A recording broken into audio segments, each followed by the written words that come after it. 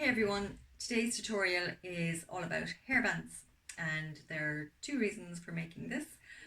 Firstly is I have an awful lot of scraps left over from other projects, 3" and 2" with material, and secondly is because I have an awful lot of grey hair at the moment since we can't get our hair colours done. I'm trying to hide it. Alright, so recently I purchased some amazing fabric from Tanya Fabric in the UK, and I made this awesome Scooby-Doo bag. The pattern itself is from Bagstock Designs, okay, and it's the crossbody bag. So when I made that, I was thinking then about Daphne and her lilac-y purple hairband, and that's what I did. I went and I made this one here, as you can see, okay, and I did a contrasting material again on the back. Again, this is all just from scrap material. So the material sizes you need to make the hairband are as follows. Two pieces that are 12" by 2", and they are for the elasticated section.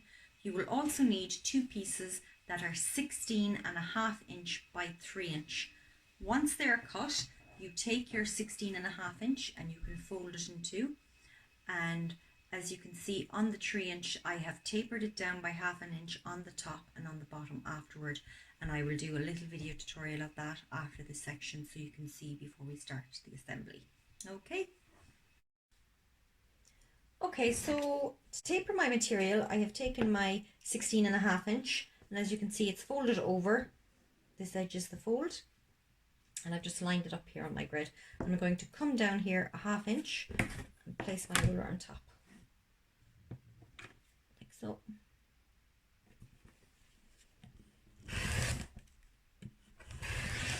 And take my cut, and as you can see now it's tapered 1/2 inch. I'm going to take the bottom piece then, and I'm just going to turn it right up again. So again, I still have my right angle here, and I'm going to do the exact same process again. From the 3" edge here, I'm going to taper it down 1/2 inch from that open piece of fabric and cut. So now I have my 3" tapered down to 2".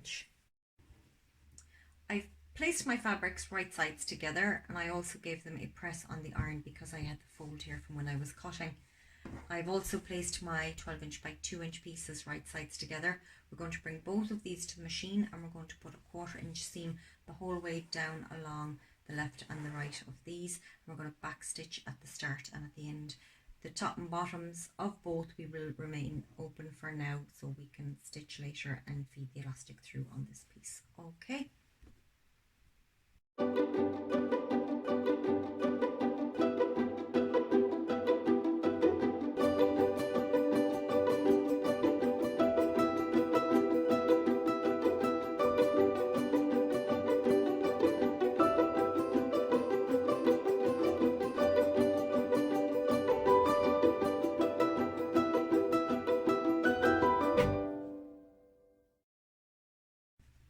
Using a 1/4 inch seam, I have stitched both pieces, and what I need to do now is I need to turn them right sides out.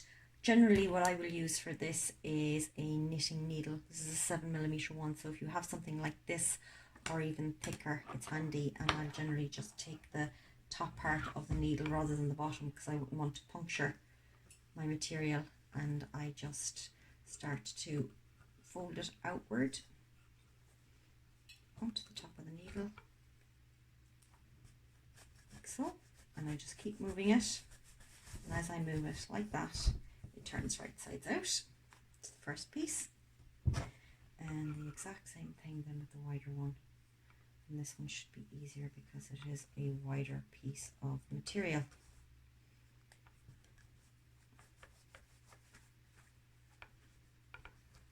Like that, I just keep moving it from side to side. Be able to just catch the needle then and put it through. So once it's through like this, we need to press our seams, and I just have a little technique here for pressing these flat on the iron because they are so narrow and you don't want to get your hands interfering with it or getting burned. So we'll go to the iron now and I'll show you that part of the demonstration. What I will do is, rather than just press the iron flat onto my material like so, I will move it so that my stitch seam here is facing up roughly on the center, and I take my iron and just with the tip of it I try to iron that seam flat first off.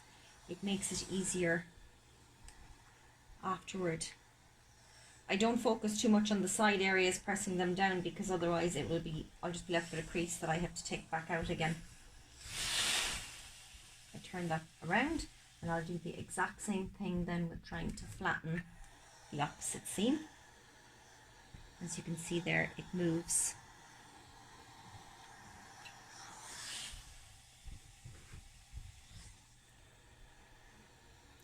And it just makes it sit flat and better. After that, then I will take my band and I will go back over it then on the top.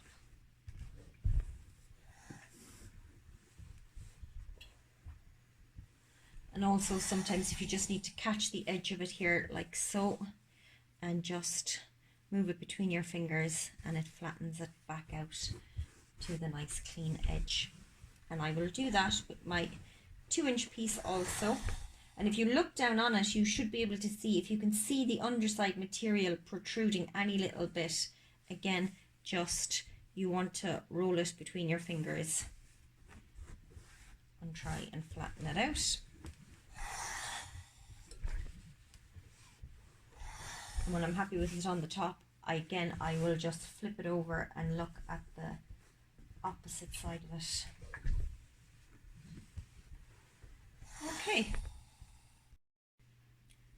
So this is the fun part. We start to do our assembly, and you're going to take your long strip here, and you're also going to take your elastic. This piece is 6 inches in the length.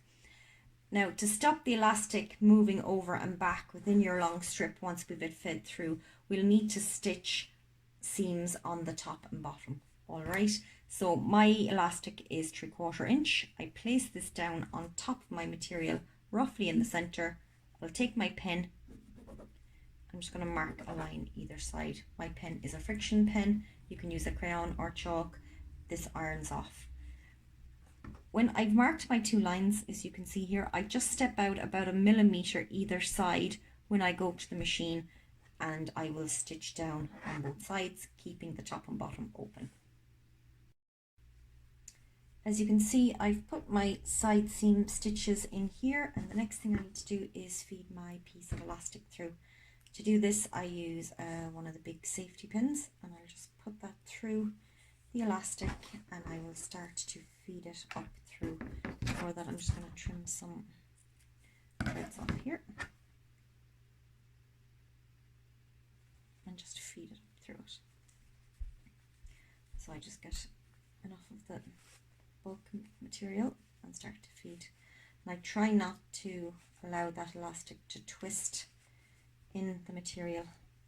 There should be enough room for it, as you can see there, to sit flat, because I left enough space either side when I did my side stitching. I'm just going to bring it down to the very edge here rather than feed it the whole way through. I'm going to go to the machine. I'm going to put a 1/4 inch seam over and back on it, and I'm going to do that on camera so you can see. When I sew this here, I don't do a back stitch. What I'll do is I will sew the whole way, and rather than back stitch on it, I turn it around like so, and I'll just sew back down. And you can do that 2 or 3 times if you want, but I feel 2 is enough because I'll be stitching it again the next time when I come back to attach the front section. So I'll continue feeding this through while I'm still at the machine. And again, just with the safety pin, start to pull it the whole way through.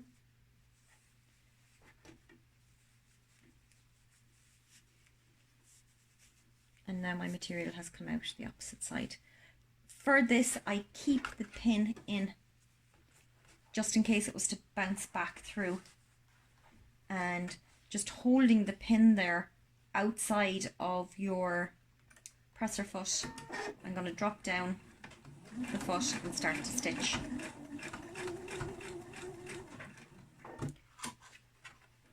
Flip it around. Now at this stage I can take the pin out because I have a full stitch in, or you can leave it in if you want, whichever is handier for yourself.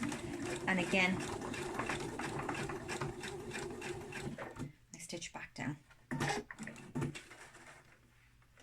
So we're ready now to attach our elasticated piece to our main headband. So with our main section, what you're going to do first of all with your edge here, you're just going to tuck that in about 1/4 inch, like so. And just try and get that nice and straight. And you can do that with the opposite side as well straight away if you want, like so. And you can press them with the iron. And once they're pressed with the iron, then you're going to take your elasticated piece and you're going to feed that through. And just make sure when you do feed it through that the area you have stitched is tucked up inside it. And then you're going to go back to the machine and you're going to stitch again over and back twice, the same method that I used a moment ago.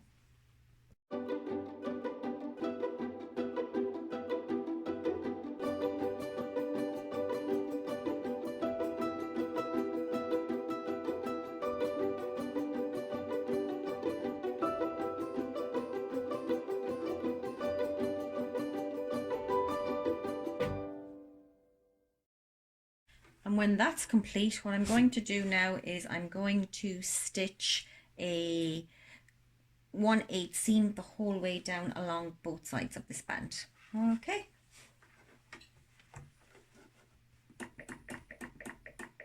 Just moving my needle over, and I'm going to start here at the very start of where my little stitch seam is.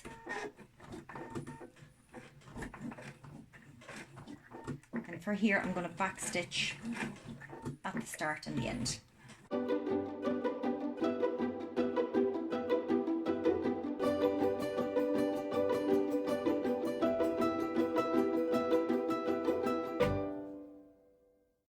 So this is my finished hairband. I've put it on my head already, and because it went on my head, I also had to do a top change just to pick up the colours. And what I also wanted to show you was, if you want it, as you can see here, this beautiful polka dot one, if you want it when you are putting your hairband together, if you want to turn your elasticated fabrics opposites together, they actually look quite pretty as well. Okay, you can see there in the orange it has the polka dot on the back. It's very pretty. Now I love this lilac fabric also, and with this one I just kept it continuous the whole way around, and then when you turn it this way you'd never know that it had such vibrant fabrics going on in the background.